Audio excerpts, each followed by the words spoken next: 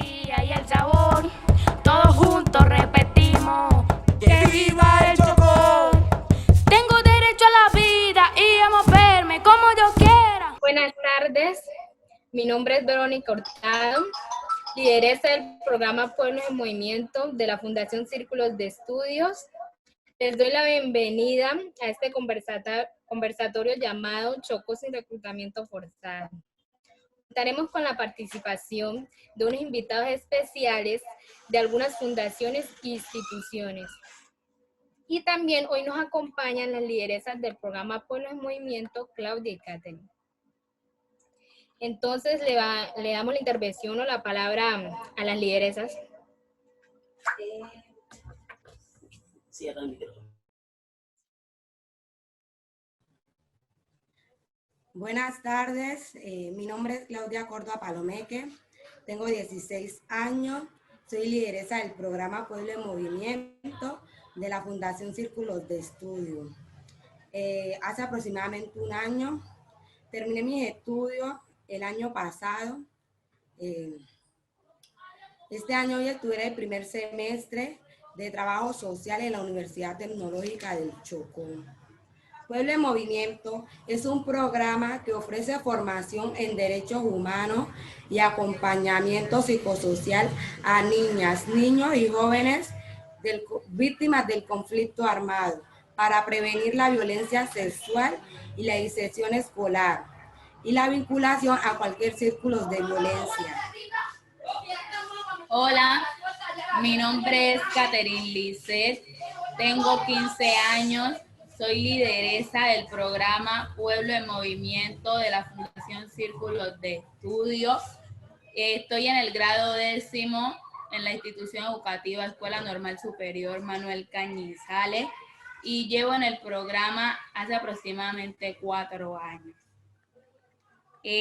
Pues en el año seguimos en la presentación de formación en derechos humanos en fortalecimiento de liderazgo y violencia basada en género gracias a OSFAN y el gobierno de Navarra. En el programa trabajamos a través de las artes escénicas, ya que estas nos ayudan a fortalecer nuestras habilidades y talentos y nos ayudan a hacer un buen uso del tiempo libre. Además, esta nos previene de estar vinculados en los círculos de violencia. Muchas gracias. Bueno, muchas gracias Claudia y Catherine por su intervención. Ahora démosle la bienvenida a nuestros invitados e invitadas especiales. Se encuentra Jason Palacios Robledo, abogado, hace parte del equipo técnico y asesor del Foro Interétnico Solidaridad Chocó. También nos acompaña... bueno, entonces escuchamos al señor Jason Palacios Robledo. Muchas gracias, Catherine y Claudia. Saludo a Verónica, Nora, a la estimadísima Piedad Klinger, Gilmar y todos los demás, los que nos escuchan y nos ven en estos momentos a través de las redes. Soy Jason Palacio Robledo, hago parte del Foro Interétnico Solidaridad Chocó. Somos una plataforma de diálogo, interlocución e incidencia política de las organizaciones étnico-territoriales del departamento del Chocó. Muchas gracias. Ahora escuchemos a la doctora Leslie Emilce Palacios, psicóloga, gestora voluntaria de la Fundación Círculos de Estudios. Bueno, como ya Verónica lo dijo, mi nombre es Leslie Emilce Palacios. Soy psicóloga y gestora de la Fundación Círculos de Estudios. Muchas gracias, Leslie. Ahora escuchemos a Hernando Francisco Cosio Serna, administrador de empresas, coordinador de la Oficina de Juventudes de la Alcaldía de Quibdó. Me presento, mi nombre es Gilmar Mena Córdoba. Soy funcionario de apoyo a la coordinación de juventud del municipio de Quibdó. También soy licenciado en Educación Física, Deporte y Recreación. Soy especialista en gestión de procesos psicosocial. Y pues hago parte de todo este tema de apoyo a la juventud y a la orden. Casa de Juventud disponible para cada uno de ustedes. Muchas gracias. Muchas gracias. La doctora Piedad Klinger, trabajadora social, es profesional especializada de la Defensoría del Pueblo, Regional Chocó, con funciones de asesora de promoción y divulgación en derechos humanos. La escuchamos, doctora Piedad. Muy buenas tardes para todos y todas. Para mí es un gusto de verdad poder estar en este conversatorio que lideran ustedes, adolescentes y jóvenes del proyecto de Pueblos en Movimiento. Es realmente satisfactorio poder estar aquí al frente de ustedes que estén en los micrófonos. Como dijo tan especial presentadora, yo soy Piedad Klinger Valencia y soy servidora pública de la Defensoría del Pueblo Regional Chocó. Gracias. Gracias. Nora Lucía Álvarez, psicóloga, directora general de la Fundación Círculos de Estudios Culturales y Políticos. La escuchamos, doctora Nora. Bueno, un gusto estar acá con ustedes. Gracias, Verónica y demás chicas que han construido este espacio para que podamos discutir, hablar, reflexionar sobre el delito del reclutamiento, el uso y la utilización de niños, niñas, adolescentes y jóvenes en las acciones, no solamente asociadas al conflicto armado, sino en todas las formas de accionar ilegal en un departamento tan golpeado por la violencia y tan vulnerable a las situaciones que violentan los derechos humanos de las personas y especialmente de las niñas, adolescentes y jóvenes.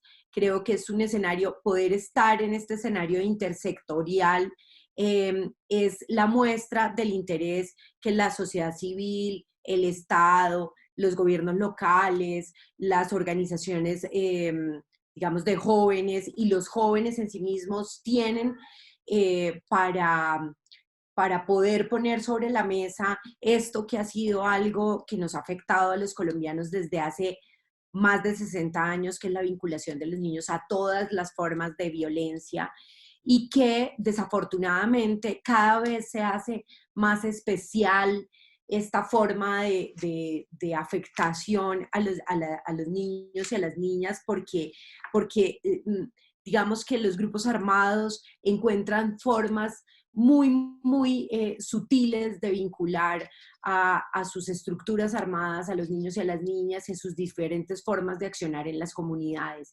Y esto hay que evidenciarlo, hay que conversarlo y hay que reflexionarlo porque Pueblos en Movimiento incluso ha perdido valiosas personas que en la modalidad de otras formas de relación, pero que finalmente todos sabemos que es la vinculación de una u otra manera, el uso de las niñas en el conflicto armado, pues se han perdido sus vidas, se han perdido sus oportunidades y es algo que tenemos que continuar evidenciando hasta que ya no ocurra. Entonces les agradezco a todos y todas este espacio, este escenario y espero que nos sirva por lo menos para darnos cuenta entre todos y todas de esas nuevas formas de vinculación y reclutamiento.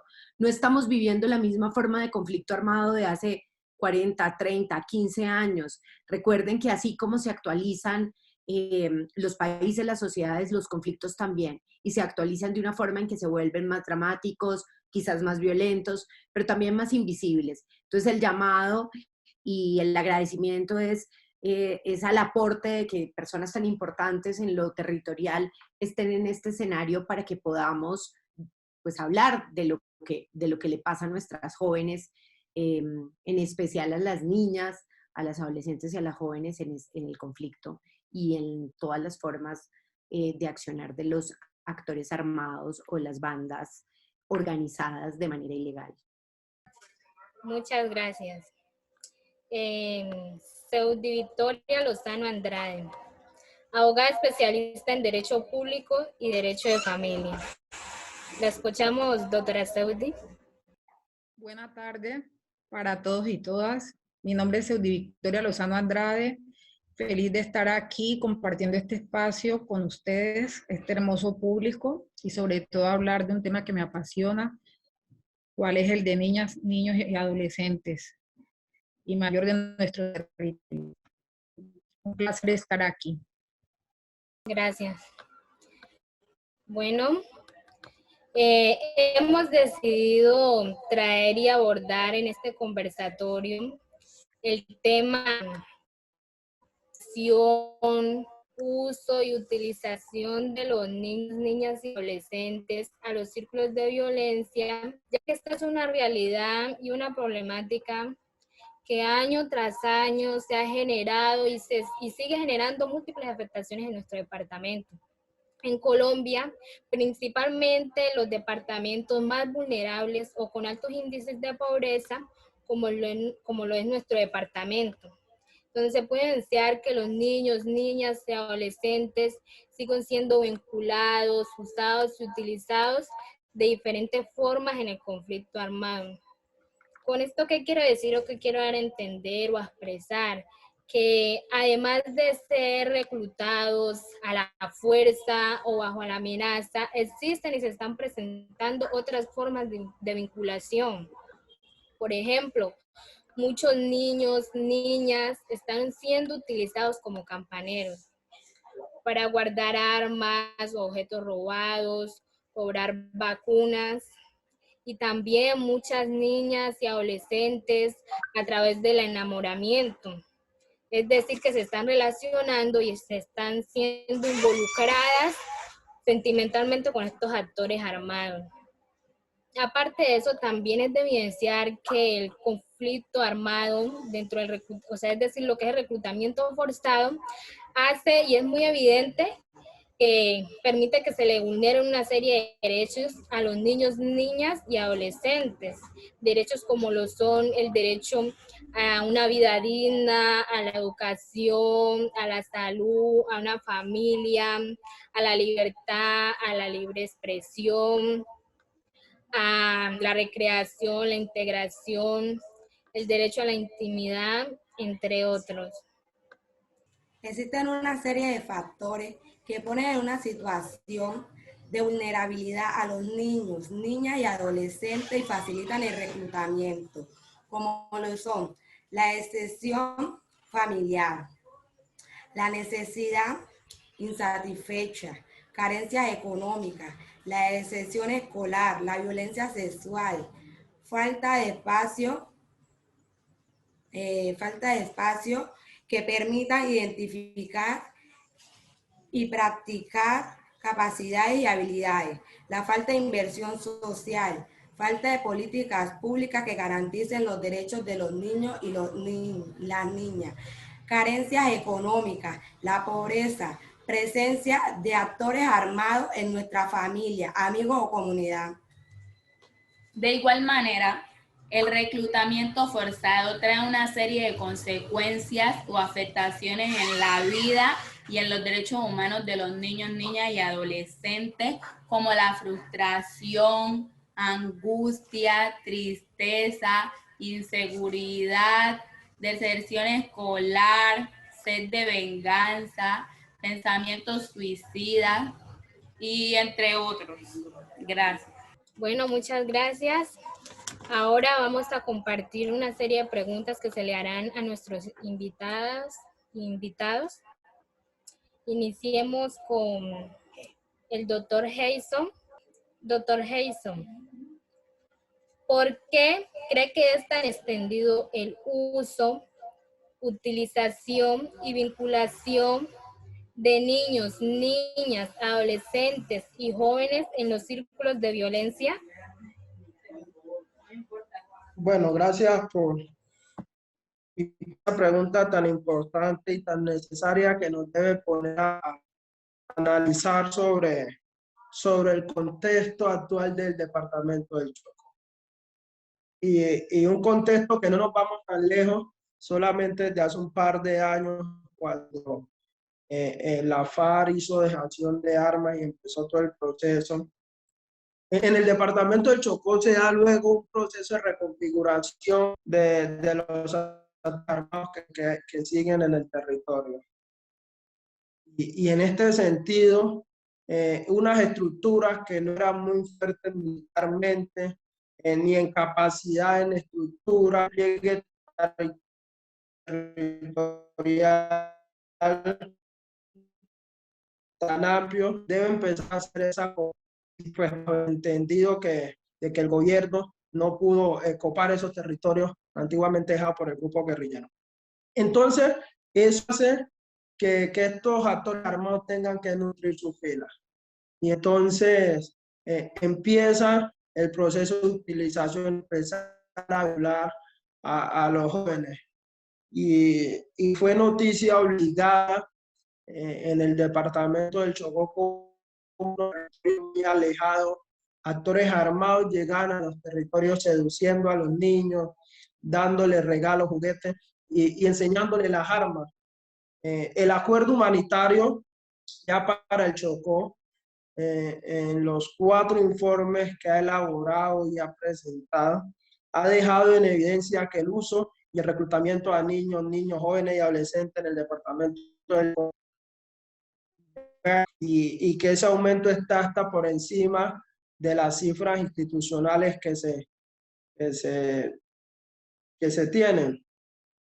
Y también es un gran, digamos, esa información que se tiene hoy de los avances, no es solo la información que como acuerdo humanitario se tiene, como comunidades se tiene, sino también es parte del insumo que ha hecho la Defensoría del Pueblo, que es a través de las alertas ha podido manifestar estas preocupaciones que se tienen en los territorios.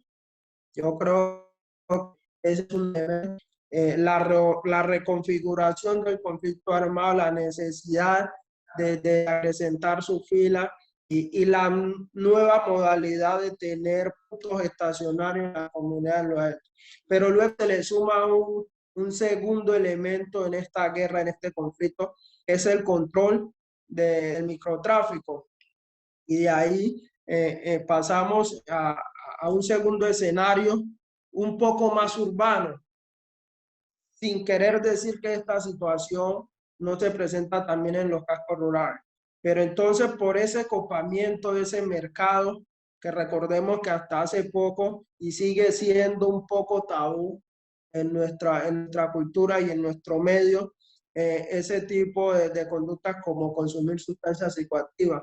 Pero entonces empieza esa nueva dinámica por querer tener nuevos, expandirse en el negocio, tener un nuevo público, y es donde fácilmente están cayendo nuestros chicos y chicas por falta de esa oportunidad y por falta de una política también institucional que responda. Si hacemos ese análisis en el departamento del Chocó, viéndonos por sus regiones o por grandes municipios, nos conseguimos que eso está afectando mayormente a los jóvenes que vienen desplazados en busca de mejores oportunidades, que llegan a los cascos urbanos más grandes. Esa vulnerabilidad los hace presa fácil de los actores armados para que empiecen a consumir, luego empiecen a comercializar y se empieza a crecer la cadena del microtráfico en la región. Entonces yo creo que esos son 2 elementos importantes. Uno, que es el control territorial, crecer como estructura, una reconfiguración del conflicto armado. 2, mantener un mercado, mantener digamos, un dividendo económico que deja el narcotráfico, que deja el microtráfico, y que indudablemente los niños y los adolescentes han servido como instrumento para facilitar esos planes macabros de estos actores armados. Muchas gracias, doctor Jason. Tenemos una segunda pregunta para usted. ¿Qué acciones adelantan instituciones como los consejos comunitarios, las instituciones estatales, entre otras, para prevenir el uso, utilización y vinculación de niños, niñas, adolescentes y jóvenes en el conflicto armado? Agradezco mucho esa pregunta porque permite visibilizar en parte lo que hacen las organizaciones étnicas en el departamento para hacerle frente a esta crisis humanitaria, a reclutamiento forzado. Y los consejos comunitarios y resguardos indígenas tienen su propio instrumento de armonización y de regulación social, que son los reglamentos internos y su manual propio de comportamiento. Y que esos manual de reglamentos internos o ese reglamento interno cumple una función o dos funciones principales. Una es el control social y dos, un control territorial. Y entonces, en ese primer control social que hacen los consejos comunitarios y las organizaciones étnicas, lo que pretenden es la tranquilidad comunitaria, el ambiente como era en otrora y cultural. Entonces, bajo ese entendido, reglamentos internos establecen las normas de convivencia y qué se puede hacer, a la vez que establece unos protocolos de relacionamiento con terceros. Es decir, a la hora, al momento de llegar los actores armados, es decirles, las comunidades se rigen bajo estos principios y la autoridad aquí es el Consejo Comunitario y se hace de esta manera. Pero si bien es cierto, las autoridades étnicas no tienen un poder coercitivo, un poder de fuerza que obliga a los actores armados. Entonces de ahí es que han salido propuestas de construcción de paz territorial como lo es el acuerdo humanitario, que entre otras cosas lo que busca es lograr unos alivios humanitarios en los territorios. El punto 6 del acuerdo humanitario, un poquito atrás del acuerdo humanitario, son 11 puntos para lograr esos alivios en los territorios. Y el punto 6 precisamente trata de no uso y reclutamiento a los niños, niñas, adolescentes y jóvenes.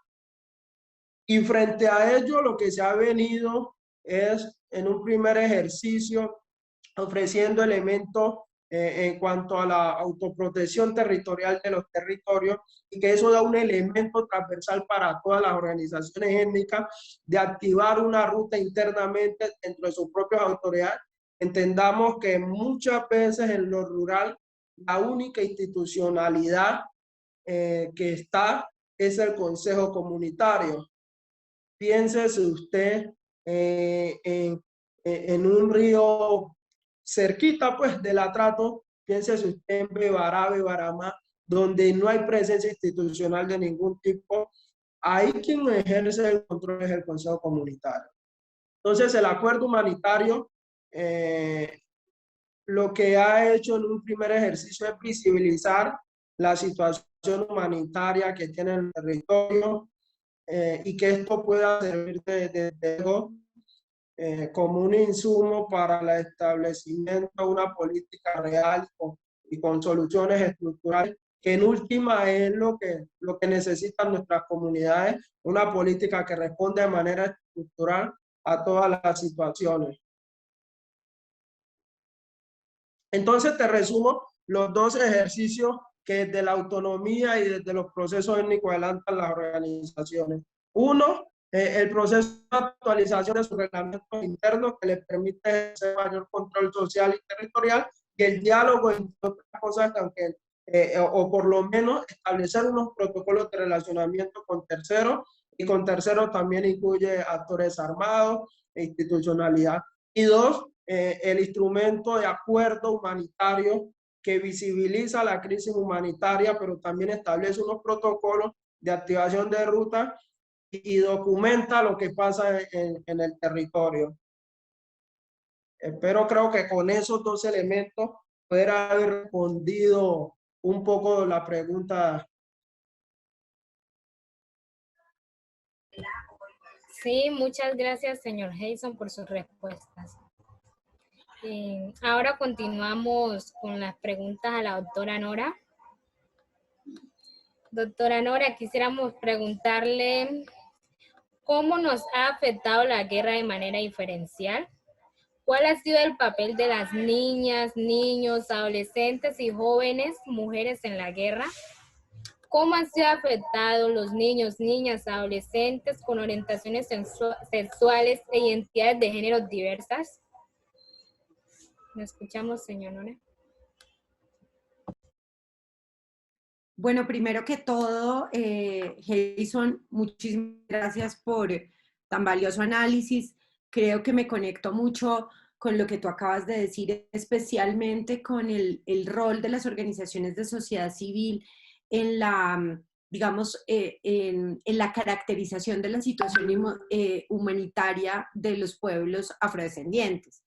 Y en la importancia que ha tenido esa interlocución, si se le puede llamar así, porque a veces también es como una lucha de las organizaciones y de las comunidades para contarle a las instituciones o al gobierno de turno, sobre todo al gobierno nacional, qué es lo que pasa en los territorios y cómo es que finalmente las formas de proteger no solamente a los niños, a las niñas, a los jóvenes, sino la forma de proteger los territorios y las comunidades con características étnicas muy particulares como las indígenas y las afrodescendientes, es algo que debe pasar por la consulta de los pueblos, ¿sí? Y es algo que la protección de las personas, nadie más las entiende también como las propias personas que viven en el territorio.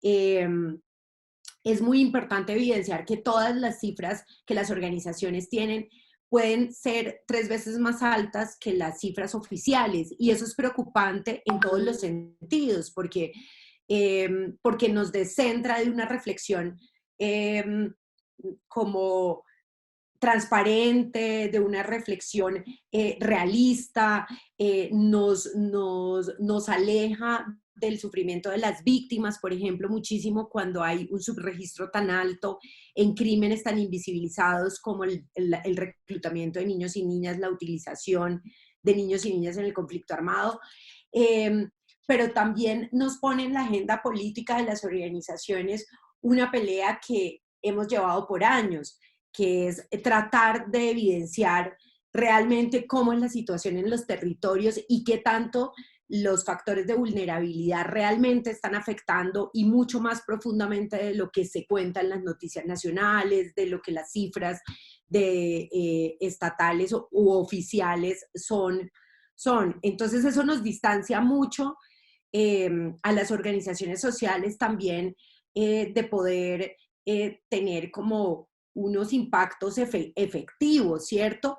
O prolongados, sustantivos también. Pero es en lo que estamos, es la lucha que nosotros hemos emprendido y nosotras hemos emprendido como organizaciones sociales, y es finalmente cualquier espacio en el que uno pueda contar qué es lo que está pasando a través de los informes, a través de los análisis, a través de los comités, de los consejos comunitarios, en donde estos temas de agenda de incidencia deben circularse para que sea cada vez más difícil esa interlocución con las entidades que desarrollan la protección de los derechos de los niños y las niñas.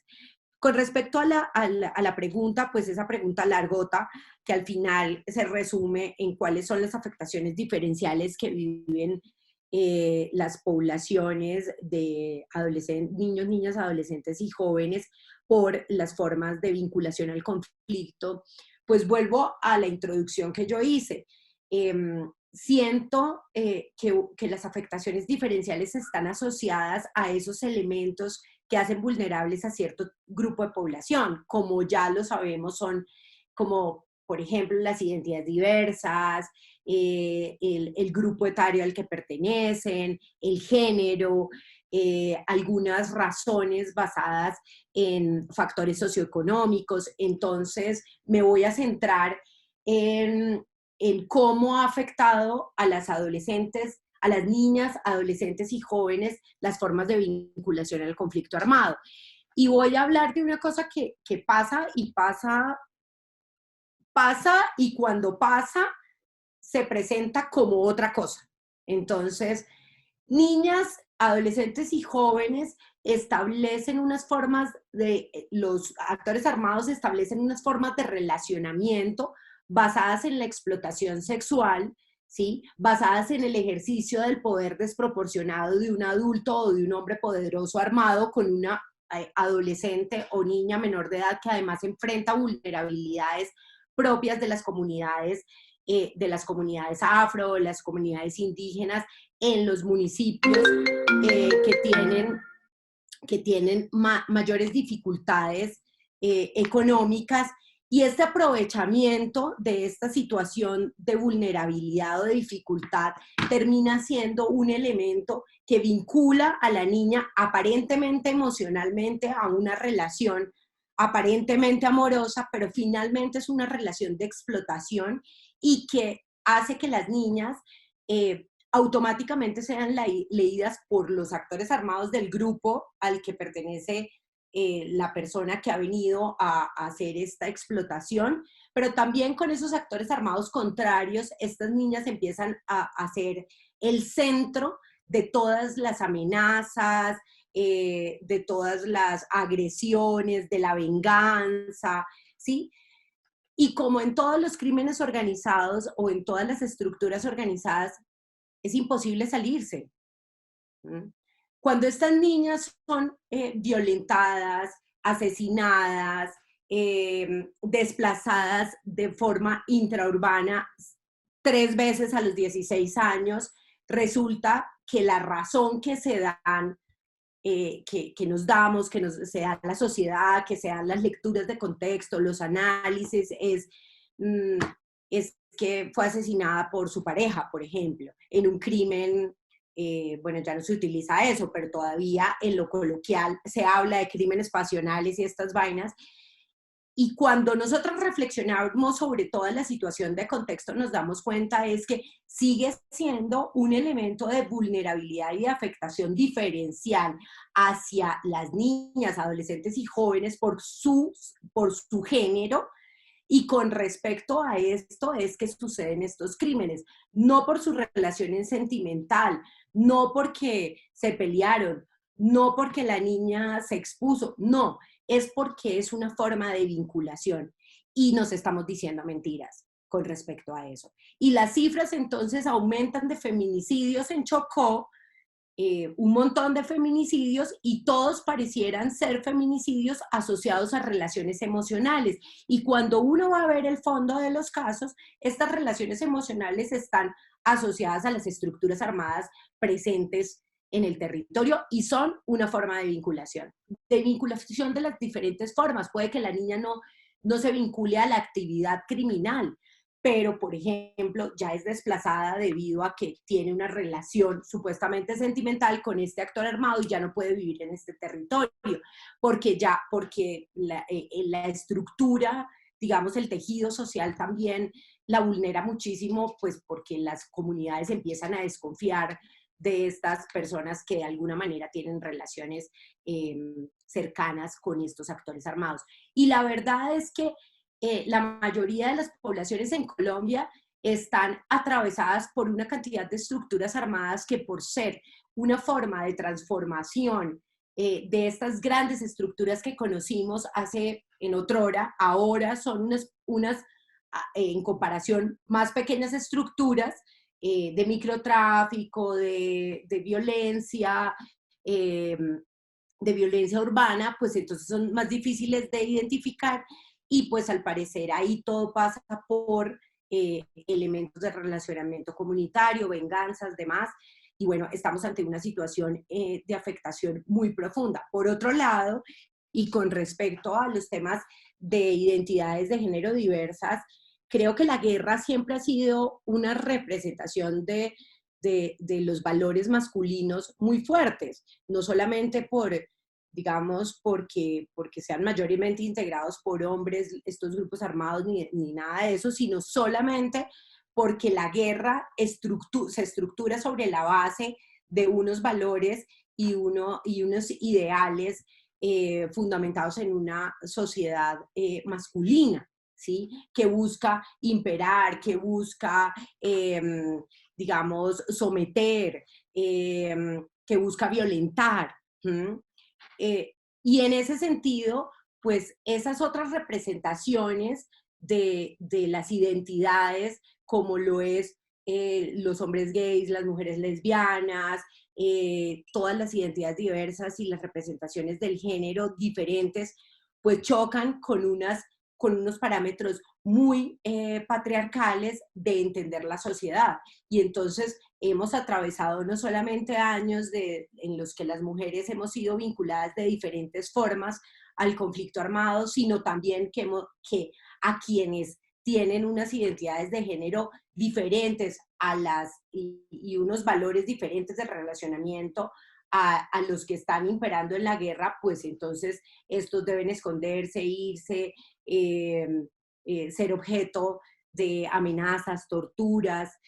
Y creo también que la violencia sexual ha sido una práctica de los grupos armados muy fuerte en contra de la población LGBTI. Y es algo que ha sido difícilmente evidenciado por unos y por otros.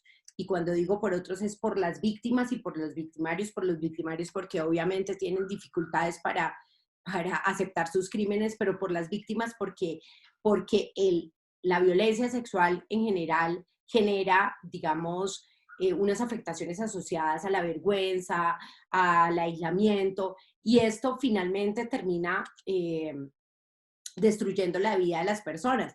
Creo que en últimas también la juventud, la vinculación de los niños y las niñas a las estructuras o a las actividades ilegales termina por deteriorar toda la forma de ver la vida y el futuro, que eso es un elemento psicosocial muy profundo y fuerte, porque cuando uno es joven, uno está soñando con todo, con quién quiero ser, qué quiero hacer, qué quiero estudiar, y cuando entra en una dinámica de participar en situaciones asociadas a la muerte, al miedo, a la venganza, al odio, ahí todas esas cosas empiezan a desestructurar su idea del futuro, de la vida, y también a desestructurar como la forma de una vida en la que se lucha y se consigue lo que se quiere si uno pone todo el esfuerzo que requiere para conseguirlo. Creo que, por ejemplo, actividades asociadas al arte, a la educación, a la lectura, al análisis de los derechos humanos son actividades que finalmente deben terminar por aislar o alejar a los niños y a las niñas de estas estructuras. Yo entiendo que los niños y las niñas no tienen la capacidad para tomar esta decisión, pero la posibilidad de tener la oportunidad de estar en todos esos otros espacios y de que los adultos y las comunidades estemos encaminadas a proteger a los niños y a las niñas de estos factores, y no solamente como a intentar desemproblemarnos de ellos, ayudaría muchísimo a disminuir el riesgo de vinculación y por ende pues a evitar todas estas afectaciones tan dramáticas que tiene la guerra en la vida de las niñas. Por último, decirle a las niñas, digamos, que el momento en el que uno busca una pareja y busca un compañero o una compañera, debe buscarlo en condiciones de igualdad o de equidad en el sentido del poder. Y seguramente cuando alguien nos ofrece muchas cosas que no tenemos, ahí empieza a haber una desigualdad y las mujeres empezamos a restarnos autonomía cuando alguien más decide por nosotros y nosotras. Creo que todas nosotras estamos en la capacidad de obtener lo que queramos de nuestras vidas, a pesar de las dificultades. ¿Quién no ha tenido dificultades? Y eso significa mantenernos como en el camino de los derechos, ¿no? En el camino de la paz, en el camino del aprendizaje. Eso. Ya. Bueno, muchas gracias, doctora Nora. Ahora continuamos con la doctora Seudi. Doctora Seudi, su pregunta es: ¿por qué cree usted que la situación de reclutamiento y de violencia en Colombia está en aumento? ¿Y cuáles son las organizaciones e instituciones en Quibdó encargadas de garantizar los derechos humanos de los niños, niñas y adolescentes? Bueno, les pido disculpas primero que todo porque tengo problemas con la cámara. No sé qué ha pasado acá hoy con esto, que no ha habido mundo. Para responder la pregunta, les quiero contar que claro que ha aumentado este reclutamiento. y pienso que se debe a que los grupos armados siempre se han aprovechado de los problemas ancestrales y estructurales de nuestro territorio. Me refiero a la ancestralidad porque somos unos privilegiados en fauna, flora, también nuestro territorio es agreste, entonces ellos los tienen como un refugio y se han asentado mayormente en estas zonas dispersas y alejadas. Y problemas estructurales lo veo desde el punto de la pobreza reducida en falta de oportunidades para nuestros niños, niñas, adolescentes, especialmente también la falta de educación, el olvido estatal, la falta de oportunidades. Todo esto hace que el reclutamiento vaya creciendo, nuestros niños, niñas, adolescentes vayan como dejándose llevar o arrastrar por estos grupos. En estos tiempos de pandemia, que ya llevamos bastantes meses en ella, los niños y niñas y adolescentes, especialmente los de las zonas rurales y de algunos sectores urbanos que no tienen acceso a la educación virtual, son presa fácil de este fenómeno, donde estos grupos, digamos así, los endulzan, les prometen, les ofrecen una mejor vida y ellos ante tanta carencia, la falta de oportunidades, todo lo que ya he mencionado, entonces hay una inversión de valores. Se van dejando llevar, arrastrar y se va cambiando el ser por el tener. No es lo mismo una niña, adolescente que tenga unas medianas oportunidades o unas necesidades básicas satisfechas. Pongámoslos en un ejemplo muy normal, en una casa con su papá, su mamá o uno de los dos, con su computador o un celular de alta gama, frente a otros que solo tienen un celular para 3 o 4 y que tienen que hacer una recarga. Entonces, todo eso. Un niño que en estos momentos, pues ahora estos medios tecnológicos, solo importa el juego, el celular, las zapatillas, la ropa, frente a uno que no tenga mucha noción de tenerlas. Entonces, todos estos grupos se van aprovechando, van creando una conciencia diferente, por eso hablo de la inversión de valores, y siguen arrastrando a nuestros niños, niñas, adolescentes a que hagan parte de estos grupos o son reclutados. Podríamos mencionar muchas situaciones, pero considero como puntos importantes que ha aumentado por la desigualdad, la falta de oportunidades y sobre todo la prevención de este fenómeno. En cuanto a las entidades que están pendientes de los derechos de nuestros niños, niñas y adolescentes, sabemos que la Defensoría del Pueblo es la entidad encargada de impulsar el efectivo goce de los derechos humanos de todas las personas del territorio nacional.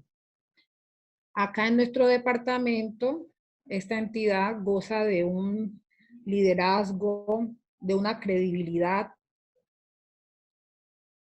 Y en el tema de niñas y adolescentes, siempre están muy pendientes, tienen una profesional encargada de los niños, niñas, adolescentes, la juventud, que desde su rol realiza y desarrolla actividades de incidencia, asesorías, prevención y acompañamiento, seguimiento a casos, para como ayudar y estar pues como pendientes, haciendo un gran aporte a este grupo de población.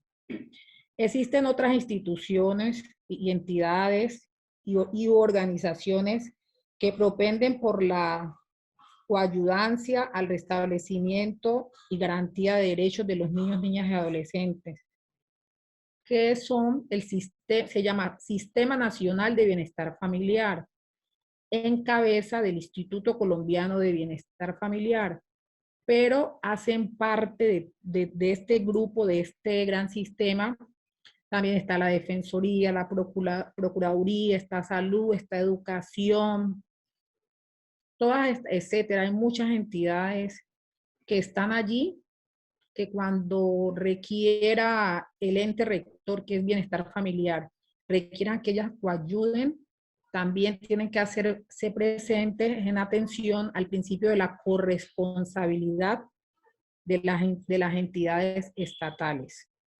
Y también tenemos muchas organizaciones, muchas fundaciones como Pueblos en Movimientos, Plan Internacional, llámese, bueno, todas las organizaciones que existen en el territorio también coayudan a todo este engranaje en favor de nuestras niñas, adolescentes en el tema de derechos.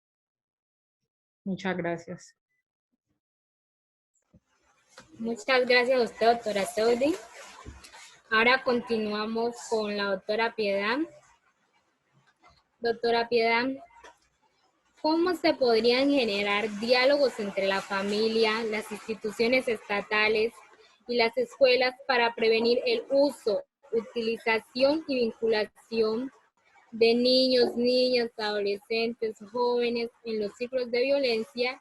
¿Y de qué manera la Defensoría garantiza la reivindicación de los derechos humanos de aquellos niños, niñas y adolescentes que han sido víctimas de vinculación a los círculos de violencia y qué acciones adelantan para la prevención?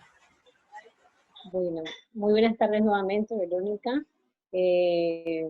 Frente a la pregunta, es bueno resaltar el rol que juega la Defensoría del Pueblo en el territorio. Nosotros somos ese organismo de control creado por la Constitución Política de Colombia en 1991, donde nos da unas funciones específicas de promover y divulgar los derechos humanos y promover la efectividad de la garantía de los derechos humanos en el territorio. En ese sentido, como Defensoría del Pueblo, tenemos la responsabilidad de realizar acciones que promuevan la prevención de este flagelo tan serio que vive nuestro país. El departamento del Chocó como todos lo han dicho, los que me han antecedido en la palabra, el departamento del Chocó es un territorio donde el conflicto armado ha sido bastante severo y ha afectado significativamente a la población de niños, niñas y adolescentes, específicamente con el flagelo del reclutamiento forzado. Precisamente la Defensoría del Pueblo tiene una función misional que es la de alertar frente a estas situaciones y ha emitido varios informes de riesgo que ponen en evidencia la situación de riesgo que viven los niños, niñas, adolescentes y jóvenes en todo el territorio departamental. No obstante a eso, y aún haciendo las recomendaciones en esos documentos, las instituciones garantes se quedan cortas para garantizar la vida y la protección de los niños, niñas y adolescentes para no ser reclutados. Nosotros, precisamente el año pasado, en el mes de agosto, la Defensoría del Pueblo emite un documento defensorial, que es un informe que denominó Dinámica al reclutamiento forzado de niños, niñas, adolescentes y jóvenes en Colombia, donde hace un análisis y recoge situaciones de los niños, niñas, adolescentes en el país que han sido víctimas de este flagelo, como quienes han sido los principales perpetuadores de este hecho victimizante y cómo el Estado ha sido inferior para garantizar precisamente la protección de esta población. Frente a la primera pregunta que me hacías, Verónica, sobre cómo se podría tener un diálogo entre las familias, los niños, niñas, adolescentes y las instituciones. Consideramos que la familia es un es el núcleo fundamental de la sociedad y que las acciones que desarrollan los entes territoriales y las instituciones que hacen parte de la CICRUNA o de todas las que están trabajando por el bienestar de los niños, niñas y adolescentes, por prevenir el flagelo, deben propiciar espacios de encuentro familiares en los que la misma familia pueda plantear acciones de mejora o acciones de prevención para el reclutamiento. En las comunidades rurales, en nuestras comunidades del departamento del Chocó, algunas instituciones educativas tienen escuelas de familia o escuelas de padres, pero muchos de los padres de familia no asisten a las reuniones. Así que las instituciones educativas, pero también con un trabajo articulado con el Instituto Colombiano de Bienestar Familiar y con los entes territoriales a través de las comisarías de familia, las personerías municipales, la misma defensoría, hacer ejercicios en los que se sensibiliza a la familia del rol tan importante que juegan para prevenir este flagelo. En una investigación que hacía UNICEF por ahí en el 2012, si no estoy mal, se pudo evidenciar que los niños, niñas y adolescentes decían que cuando ellos habían sido reclutados no lo habían hecho a la fuerza entre comillas para ellos porque no les pusieron un fusil, pero sí los reclutó, sí fue un reclutamiento a la fuerza porque los empujó a un estado que es poco garantista, un estado que no da las condiciones para que ellos puedan estar en una familia, con una familia, comunidades navales, por eso para que los padres no tengan que irse tan lejos de la casa a trabajar y dejarlos desprotegidos, porque cuando se quedan unos niños al cuidado de otros niños, los ponen en un estado de indefensión y de vulnerabilidad para que los grupos armados presentes en el territorio, que son muchos en nuestro caso, tenemos guerrilla, pero también tenemos paramilitarismo, y además las mismas fuerzas del Estado son grupos que ponen en riesgo la estabilidad y la protección de los niños y niñas. Así que consideramos, y entonces retomo la investigación de UNICEF, que los niños decían que no se habían ido a la fuerza porque no habían tenido un fusil en la cabeza, pero sí tuvieron, por ejemplo, violencia intrafamiliar, ¿sí? Unas familias poco protectoras. ¿Por qué? Porque violentaban a sus hijos, porque de pronto no han tenido el apoyo y el acompañamiento de unas instituciones que permitan que mejoren esas relaciones que se dan al interior de la familia. De pronto no han tenido el acompañamiento para que puedan superar esas situaciones de carencias económicas que limitan, otra vez digo, la presencia de los padres en la casa, y también el acompañamiento a las mujeres que son víctimas de violencias y que tienen que enfrentar la vida solas con sus hijos e hijas. Así que creería que las escuelas de padres son un buen ejercicio, pero también encuentros de familia propiciados por las alcaldías municipales y las mismas personerías municipales en el territorio. Además, como la Defensoría del Pueblo hemos tratado de hacer ejercicios como estos, pero no tenemos presencia en todo el territorio departamental, por eso de pronto se queda un poco limitado nuestro accionar.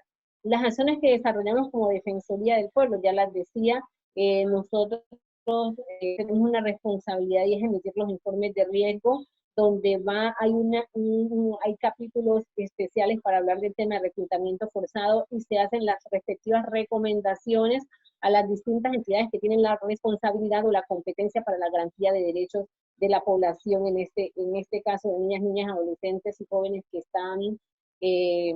están abocados o que están que son víctimas del reclutamiento forzado en los territorios. De igual forma tenemos en nuestros equipos personal capacitado, por ejemplo la doctora Seuri hasta hace poco estaba contratada como asesora de niñez, adolescencia, juventud y adulto mayor, que esperamos que muy pronto pueda estar ya nuevamente con nosotros, haciendo ese acompañamiento en el territorio, promoviendo espacios de diálogo como los ha propiciado con ustedes como proyecto, generando espacios o haciendo incidencia institucional para que las instituciones garantes de derechos respondan o cumplan con sus responsabilidades, haciendo ese seguimiento y haciendo incidencia en los diferentes espacios institucionales. De igual manera tenemos la dupla de Mujer y Asuntos de Género, es una psicóloga y una abogada, quienes acompañan a las familias y a las mujeres que tienen situaciones problemáticas con sus hijos y situaciones de violencia en la familia para mejorar esta situación y que los niños y niñas puedan tener espacios protectores más que espacios que los empujen hacia escenarios como la guerra. Yo, el rol que desempeño en la Defensoría es de promoción y divulgación de derechos humanos. En ese sentido, hacemos formación a las familias, a las comunidades, a las organizaciones para que conozcan sus derechos, pero además también promovemos las rutas de atención para que conozcan los niños, los adolescentes, los jóvenes, a dónde tienen que ir cuando se les presente una situación de esta, cuando se vulnere cualquiera de sus derechos, pero también hacemos ejercicios de acompañamiento, ejercicios de fortalecimiento, procesos organizativos, no solamente de adultos, sino también de niños, niñas y adolescentes, para que ellos puedan tener espacios de incidencia y de participación para mejorar la garantía de sus derechos. Tenemos también defensores y defensoras públicas que atienden situaciones de violencia o de acceso a la justicia cuando se requiera por parte de algún joven, algún adolescente, y todo el apoyo al programa de adolescentes con responsabilidad penal para adolescentes que acompañamos desde Defensoría Pública, desde la Asesoría de Niñez y Promoción y Divulgación de Derechos Humanos en formación y acompañamiento, orientación y representación judicial. No sé si di respuesta a todas las preguntas. Si alguna otra hay, contesto, Verónica. No, muchas gracias, doctora Piedad. Continuamos ahora con el doctor Hernando, su representante, para que responda la pregunta. ¿Cuáles son los planes, proyectos y programas que ofrece la alcaldía y la coordinación de juventud a los jóvenes y cómo pueden participar de esto? Bueno, muy buenas tardes. En representación de Casa de Juventud, el doctor Fernando, podemos hablar de que en Casa de Juventud o desde la alcaldía de Quito tenemos un plan de acción que está diseñado para los jóvenes y con los jóvenes y por los jóvenes. Entre ellos tenemos ofrecimiento del plan de políticas públicas de juventud, donde realizaremos charlas virtuales, presenciales, capacitaciones y todas esas ofertas que maneja la Casa de Juventud. Además de eso, un diagnóstico rápido de las necesidades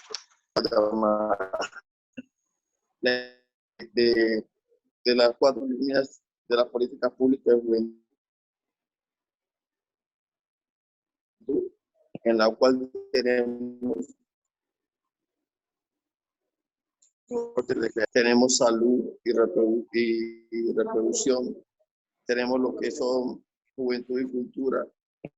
En todas estas líneas de acción diseñadas por los jóvenes y para los jóvenes. Son ofertas que hay desde la alcaldía para todo el tema. Además de eso, tenemos la celebración en el marco de la ley 1622 de la Semana de la Juventud. También vamos a realizar todas esas actividades, las venimos realizando, donde pueden participar los jóvenes, donde se realizará eventos deportivos, culturales, emprendimiento. Además de eso, se le apoya con iniciativa a los jóvenes como enlace de Casa de Juventud a tocar puertas a toda esa iniciativa para que sea una realidad y se pueda conseguir lo que es financiamiento, temas, elementos, todo lo que requieran los jóvenes para llevar a cabo su proyecto de vida. Además de eso, tenemos el fortalecimiento de la logística y coordinación de la Casa de Juventud. ¿Para qué se hace eso? Para que todos los jóvenes de Quito urbano rural puedan llegar a Casa de Juventud y conseguir un espacio propio, que todo lo que requiera lo tenga en instrumentos para su música, para grabar, hacer baile, lo que quieran hacer. Allá hay una oferta institucional para todos los jóvenes de Quito, urbano y rural, que pueden todos los jóvenes participar y ir con mucho gusto. Las puertas están abiertas para los jóvenes de Quito. Además tenemos la realización de actividades de prevención en centros de reclutamiento. En esto se hacen charlas, cursos orientados a la prevención y proyectos de vida de los jóvenes y adolescentes. Además tenemos dotaciones e implementaciones para deportistas, todos los que practican pues, el deporte en todas las modalidades. Además tenemos el tema cultural y recreación en todo lo que ellos requieran, de acuerdo a lo que ellos sea su preferencia. Además de eso, tenemos la realización de las elecciones y dinamización del Consejo Municipal de Juventud, plataforma de juventud y asamblea de juventud. Todas estas cosas las realizamos y están en plan de acción de Casa de Juventud para que todos los jóvenes puedan participar y puedan ser protagonistas de todo esto que se mueve de allá y que puedan, digamos, crear con ellos mismos todo lo que su visión, llevar a cabo sus ideas y llevarlas como una realidad digamos, a sus territorios. Además de eso, nosotros podemos decir que tenemos unas ofertas que ofrecemos desde allá. Próximamente vamos a tirar en convocatoria lo que son las ofertas de becas en todos los espacios de fondos que maneja el gobierno nacional. Así que hay que estar muy pendiente a todo lo que realiza la Casa de Juventud para que ustedes puedan, desde su plataforma y todos los jóvenes y adolescentes puedan participar en todo eso, de esa oferta que se tiene de allá. ¿Alguna otra pregunta? No, muchas gracias. Era apenas esa. Gracias por su intervención. Muchas gracias a usted y debo retirarme porque tengo otra reunión y muchas gracias por todo su aporte. Es muy enriquecedor escuchar eso de cada uno de ustedes. Ustedes me despiden. Muchas gracias por la invitación. Gilmar, antes de que te vayas, Gilmar. Sí. Antes de que te vayas, pues hacer un reconocimiento especial a la Casa de la Juventud por ser un aliado tan importante en el trabajo de Pueblos en Movimiento. Creo que ha sido finalmente nuestra mano derecha para poder emprender muchísimas acciones de acompañamiento a niños, de creación, en temas de danza, de música. Entonces, y pues manifestarte que Pueblos en Movimiento es una iniciativa que busca integrar la mayor cantidad de jóvenes posibles y que estamos también en toda la disposición para continuar articulando acciones con la agenda de la Casa de la Juventud. Ok, muchas gracias. Pues aquí estamos, las puertas están abiertas para todos ustedes y para eso estamos. Desde la administración estamos prestos para servir y trabajar por los jóvenes de Quito, urbano y rural. Bueno, continuamos para finalizar con estas preguntas con la doctora Lesti. Doctora Lesti, ¿cómo funciona la política pública contra el reclutamiento forzado y por qué es importante conocerla? Bueno, vamos a hablar un poquito de esta política. Pues en materia de prevención de reclutamiento y pensando en la protección, la ejecución integral de los derechos de nuestros niños, niñas y adolescentes, en el decreto 4690 del 2007 se creó la Comisión Intersectorial para la Prevención del Reclutamiento, el uso, utilización y violencia sexual contra niños, niñas y adolescentes por parte de grupos armados organizados y grupos delictivos organizados. A esta comisión se le conoce como CIPRUNA. La CIPRUNA es muy importante porque está integrada por organizaciones estatales, por varias esferas sociales. Entre estas están las organizaciones civiles, cooperación internacional, entre otras. El propósito de esta organización o el objetivo es articular, coordinar orientar y hacer seguimiento a todas las actividades y acciones que realizan las entidades de nivel territorial en relación a la prevención del reclutamiento de nuestros niños, niñas y adolescentes. Para noviembre del 2019, la CIPRUNA pasó a ser una línea de política pública. Es por esto que es tan importante que como comunidad nosotros nos empapemos más acerca de esta política pública. Ella tiene un principio orientador, me parece muy llamativo, y dice, a mayor garantía de los derechos de nuestros niños, niñas y adolescentes, menor riesgo de reclutamiento, utilización y violencia sexual. Es muy interesante este principio que está manejando la CIPRUNA. En esta se trabaja desde enfoque diferencial, prevalencia de derechos, enfoque étnico, enfoque de discapacidad, de género, territorial, entre otros. Debemos conocer más acerca de esta política pública porque ella cuenta con una estrategia muy llamativa que se llama Súmate por mí. Esta estrategia crea y brinda entornos protectores para la niñez y la adolescencia. Ellos trabajan desde una perspectiva familiar, comunitaria, institucional, por medio de la cual se fortalece y se capacita individualmente y también a la familia y a las comunidades para que estos puedan contribuir efectivamente en la prevención del reclutamiento, de la violencia sexual en nuestros niños, niñas y adolescentes. La estrategia de Súmate por mí contiene unas rutas de prevención que están a 3 niveles. Está la prevención temprana, que es la ejecución de actividades y proyectos de capacitación, sería un primer nivel. Está la prevención urgente, que sería el nivel número 2, digamos, el nivel siguiente. Este comprende el acompañamiento, la presencia y el apoyo de entidades encargadas a las comunidades y a las familias. Y también está la prevención en protección, que este ya es el nivel más alto de riesgo, donde se dan las notificaciones de casos y pues las notificaciones de casos a las autoridades competentes para que estos puedan tomar las medidas y realizar las acciones necesarias para salvaguardar los derechos de nuestros niños, niñas y jóvenes.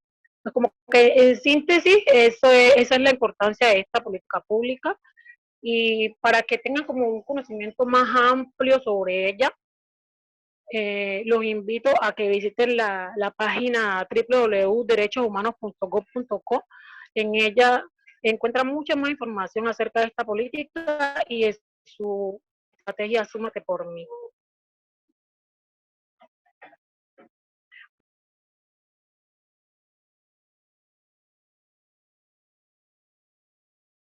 Gracias. Bueno, ahora van a intervenir Claudia y Caterina.